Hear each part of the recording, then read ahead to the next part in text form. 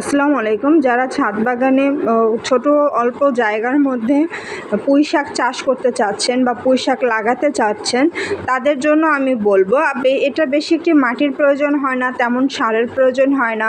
একটু বৃষ্টির সময় যদি পুঁই শাকগুলো লাগানো হয় খুব ভালোভাবে হয়।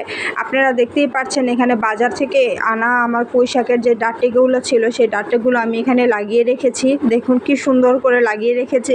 এটা অল্প মাটিতেই কিন্তু অনায়াসে পুঁই শাকগুলো হয়। এটা আস্তে আস্তে অনেক বড় হয়। আপনারা চাইলে প্যাকেটে পাওয়া যায় যে বীজগুলো এনে সুন্দর করে লাগিয়ে রাখতে পারেন এক রাত ভিজিয়ে, অথবা আপনারা বাজার থেকে পুঁই শাক আনার পরে যে ডাঁটিগুলো থাকে না ফালিয়ে দিয়ে খুব সহজে একটা মাটিতে যদি পুঁতে রাখেন, তাহলে ঠিক এইভাবেই দেখবেন পুঁই শাকগুলো খুব সুন্দরভাবে হয়ে গিয়েছে।